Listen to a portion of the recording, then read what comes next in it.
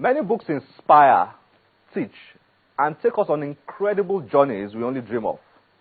But the merit of some books is to cause us to discuss, ponder, debate, and wonder. Books like that are often tagged controversial. One of such books is There Was a Country, written by the grandmaster of African literature, the late Professor Chinua Achebe, who passed on Thursday, the 21st of March, 2013, and was buried on Thursday, 23rd of May, 2013. No matter our personal preferences and biases, Achebe's iconic place in the history of modern African literature is secure. His last book, There Was a Country, has turned out to be one of the most controversial books ever written on modern-day Nigeria. It was Achebe's personal memoir of the Biafra War. It was praised by some, but condemned by others. It has in many ways reopened old wounds and exposed the ethnic divide lines in Nigeria. In today's episode, we invited Kunmi Odufuye and Chude, Jideonwo, two accomplished young Nigerian leaders, entrepreneurs, and book critics to review this intriguing book. Also, we'll be showing you some interesting clips from two children events we visited. Please join us after this break.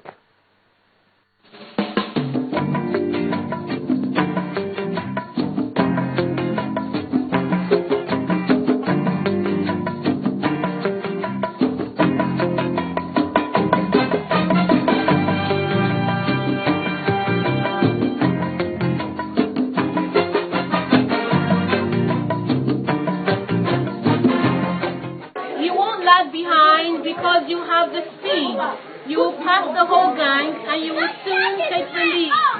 Wherever you fly, you'll be the best of the best. Wherever you go, you will top all the rest. Next when you don't, because sometimes you won't. I'm sorry to say so, but sadly it's true. That bang-ups and hang-ups can happen to you. You can get all hung up in a prickly perch and you gang will fly on and you'll be left in a lurch.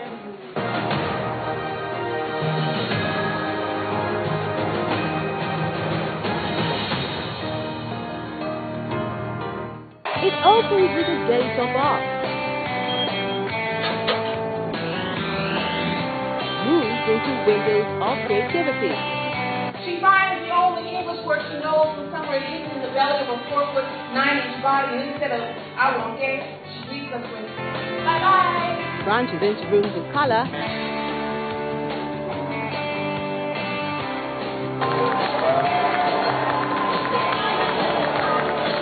And ends with a roof of imagination.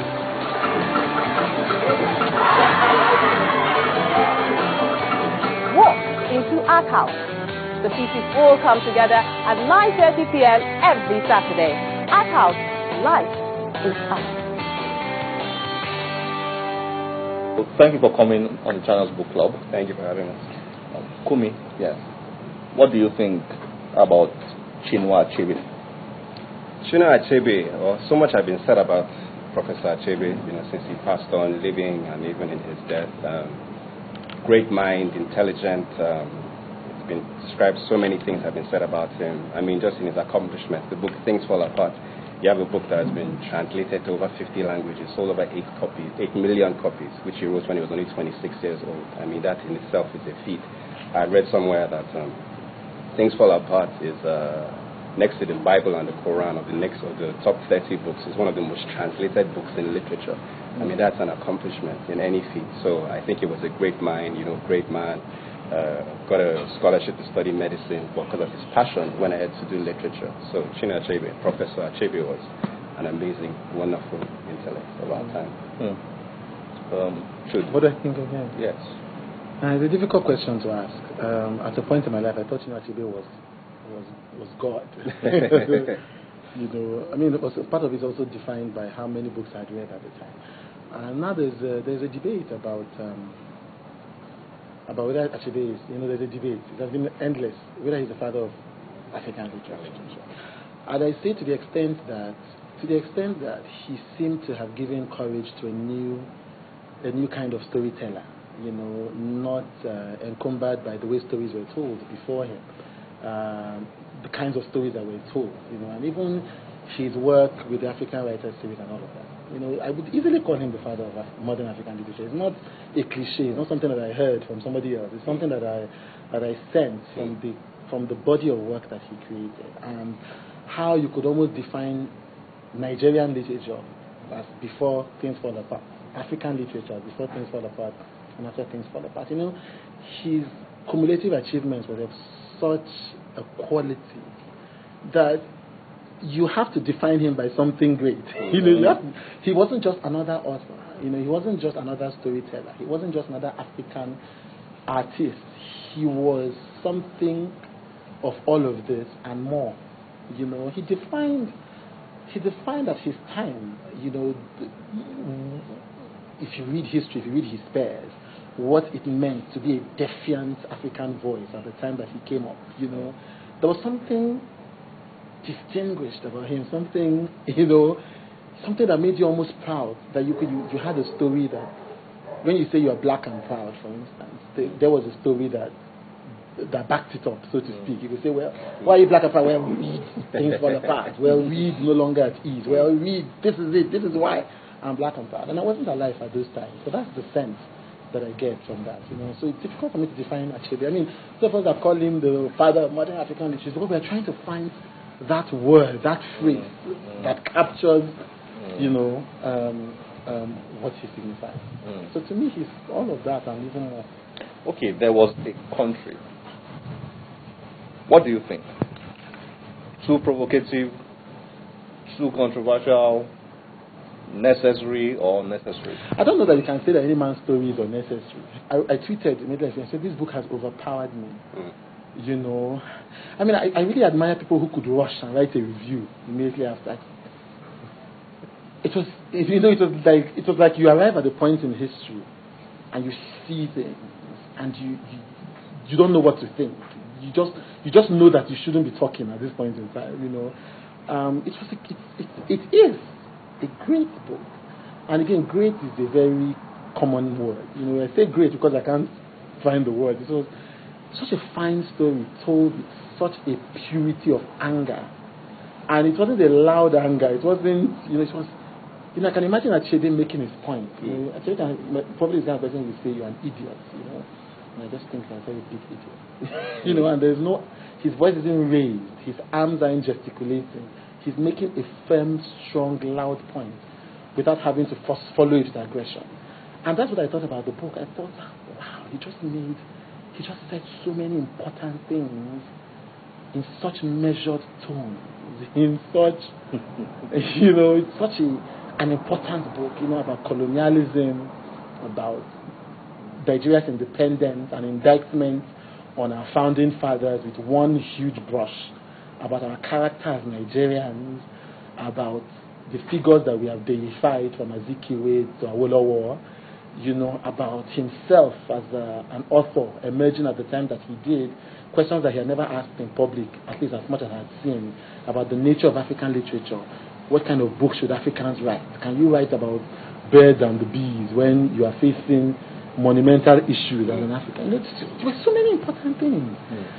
The book overpowered me. Kunmi, from a political and historical perspective, how would you judge there was a country? Okay, well, I'm not a politician, but my own opinion. To add to what Chude had said, for a very long time I was trying to get a book on Biafra War. I realized that over 90 books have been written about the story of Biafra. I mean, from Obasanjo's accounts to Frederick Forsyth to so many other authors. For me, from a political view, I think it's a book that we need to learn from, because there's so many mistakes that we're still making today. The insurgencies, the killings in the north are things that are still happening today. Issues of corruption are things that are still happening and they're still glaring today. If we can't learn from the mistakes that we have made, then how do we move forward as a people? So for me, there was a country, obviously, yes, Chinua Achebe was biased. He had no choice but to be biased because he was involved in the war. He was an Igbo man. His best friend went forth and died in the war. His family, they bombed his house. If not for the fact that his family had got to go and visit, I think, an alien parent or something, they would have possibly died. So, there's that bias in it. And there's that, friction, obviously, from the experiences that he's had. But yes, it's necessary. It's a very necessary book. It's a very, very necessary part of our history. We need to continue to repeat these stories about Biafra and keep on, letting people know about Biafra. I was saying earlier, before, when I heard about Ojukwu, I used to think that Ojukwu was this guy that just started this war, this troublemaker that started this war. But if you look at it and you look at the history, because I also tried not to be biased, I'd read Professor Achebe's accounts, and at the same time, I tried to listen to other people's accounts, and I did a little bit of more research on my own. And the truth of the matter is, I don't think Ojukwu had a choice. I mean, there were people, millions of Igbos are being slaughtered. They had to come home. So fine, okay, just leave us on our own. Let us exist on our own, and you guys do what you guys need to do. So that, in its sense, shouldn't be a problem. But the accounts of what happened afterwards is what I now have a problem with. I mean, you know that you couldn't win this war. You know that. I mean, stories of people going to go and fight in a war. Two guys are carrying one gun. Is when one guy dies, I pick up his gun and I move forward. It's clear that you can't win. It's clear that the Nigerian government is getting funding or aiding from the British government or from wherever. And you're still here trying to insist that, okay, I'm still going to go ahead and move forward despite the fact that people are dying of starvation. That I don't totally agree. But I agree with the essence of the fact that, yes, it was necessary at the time to take a stand for the people. I'm not Igbo, I'm a Yoruba guy. But it was necessary for people to take a stand. I think we need more people to take a stand even now as the way things are happening now, because that's the only way that you really get any form of difference in this country. So yes, it's a brilliant book, awesome book. In terms of politics, we need to learn from it. In terms of history, we need to continue to remind ourselves so that we don't make those mistakes again. We need more stories. I like what Amanda Diches had done with her own book. We need more stories like that. You know so much about the American culture. I think I'm dragging because you know stories about John F. Kennedy, you know stories about Abraham Lincoln, because they celebrate it. They tell it in their movies. People hear about it. People know about it. But everybody doesn't want to. They don't want to talk about Biafra. It's like that thing that let's not really discuss. But it's necessary that we don't make those mistakes. So we can teach our children that this is what happened. Not just for the fact that we're where we are for whatever reason, but we're here because of the mistakes that we have made. And we need to learn from those mistakes. What do you make of the heated reactions to the book? There have been a lot of reviews, a lot of debates, and mostly heated. What do you make of those reactions? Honestly, I won't be honest about it. Because if I talk about my view of many of the people who reacted to the book, I would sound very arrogant to find the word. I just thought, something else, based on what he said. He said something about Chinua Achebe, it's impossible to be biased. But I disagree slightly. It is possible to not be biased or to move above your bias. Mandela did that in Long Walk to Freedom, deliberately ascribing to others a magnanimity that they didn't even possess. Even they themselves might have been shocked. Wow, I was that good. If you read one Long Walk to Freedom or letters to himself. I think Achebe deliberately descended into the field, told himself that this is no time to be the godfather or to be a legend or to be an unbiased participant. This is a time to take a stand and be criticized for my stand. He was 80-something. He could have died without this controversy. He could have died and be remembered with an afterglow. No matter how controversial you are, the last few years of your life, even Nixon died with approval ratings above 50 because then he began to make peace in the world. Achebe could have decided to do that. He deliberately, I am convinced, decided that these are not times for personal legacy to trump a national duty. I think he felt that it was his duty to stimulate the kind of reactions that we are having now, to be the source of the kind of conversations that we are having now. And there is no other person who has the gift, the perspective, the authority, the personal credibility, because he wasn't just an author, he was involved in the war, to have made these kind of conversations happen. That being said, the quality of the conversations have been very poor. This is a rich book. This is a many-layered book. This is a book that talks about so many important things. Talks about colonialism, talks about independence, talks about the personal feelings of our founding fathers, cuts down everybody from the Sardauna to Azikiwe to Awolowo, puts everybody down to size, talks about his own conflicts and admiring the British colonial teachers and pastors while detesting their imperialism. There are all kinds of important things that Achebe talked about in that book, The Place of the African Writer. And somebody decides to limit it to Yoruba and Igbo. I don't understand it. Those themes were only one of different strands of the book. The book is so big, and the conversations we're having about the book are so small. It's almost as if we've deliberately decided not to pay attention. I know one of the tragedies I've heard, one commissioner in the southwest. And you know, there are as many ignorant commissioners as like that in the southeast as well, who said, I haven't read the book, but it's a bad book. I thought, seriously, you know, so that shows the quality. People will write entire columns. Some people who I used to respect, or who I still respect, and they would miss the entire point of the book. There was a country, it was as much, the country he was referring to is as much Biafra as it is Nigeria. You know, his sense of loss is as much about what Nigeria could have become as to what Biafra. Achebe didn't want Biafra. You know, he didn't. There was nowhere before he joined Biafra. There was nowhere where Achebe was clamoring to create a new country. There was a deep sadness in his spirit when he was leaving Lagos, to think that Lagos, which he considered his home, according to him, was no longer his home. There were important emotions that Achebe was writing about. You know, I think we do ourselves, not him, a disservice with the kinds of controversies that we try to limit his book with. Kunmi, I know you mentioned something earlier, but I want to take you back to it. Have we discussed the Biafra issues enough, or should we move on? Well, no, I don't think we've discussed it enough. You find an issue of, I don't want to help this person because, oh, he's a Yoruba man, or he's an Igbo man, or this guy cannot do this job, not necessarily because of the fact that he is from wherever or he's qualified to do it, but because he's not from my town, he's not from my tribe. Something that Fashola did, which I really admire. He took an Igbo man and made him a commissioner in Lagos State.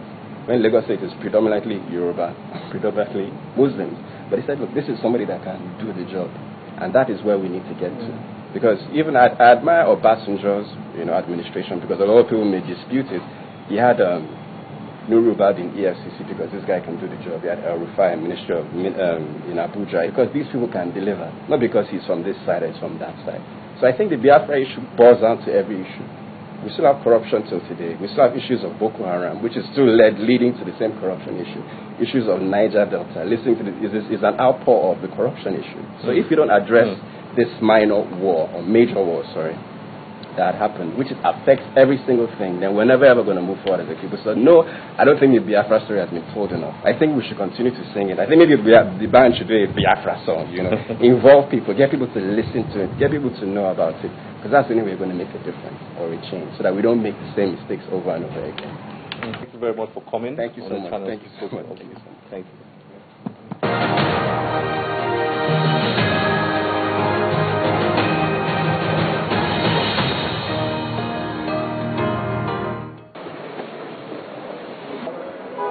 Thank you very much.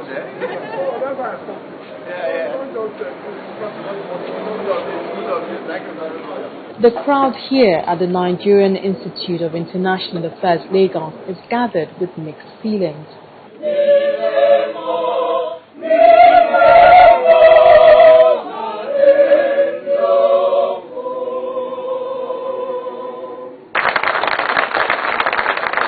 They are mourning the loss of one of their own, a man many regard as the father of African literature.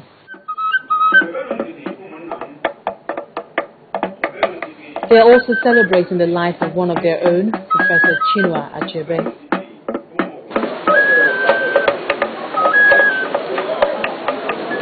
Even the rain knows and joins in the celebration. And the accolades pour in as well. He has achieved immortality. I mean, we talk about Shakespeare as if he lived yesterday, yet he's not been around for a very, very, very long time.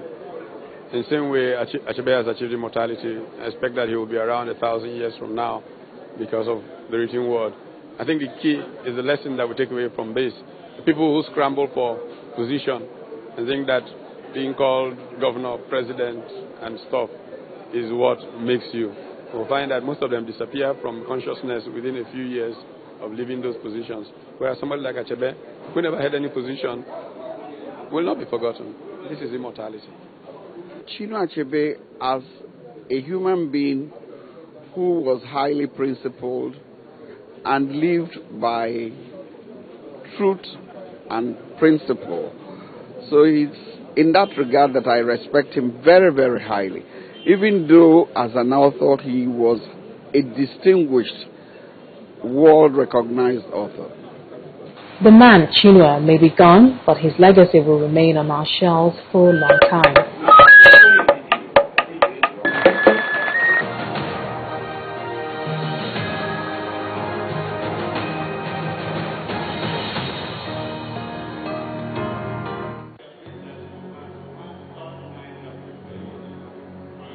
May it be an evening star shines down upon you. May it be when darkness falls, your heart will be true. You walk alone with oh, how far you are from home.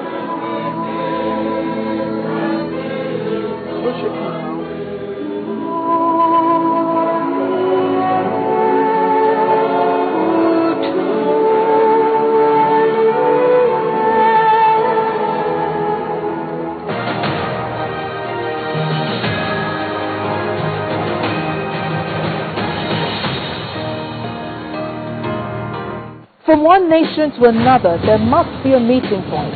Their ideas may be different, but they must work to agree on what's best for the people. Diplomatic Channel untangles the discussions to bring out what's really important. Because it is our world, and it's our right to know how their decisions affect it.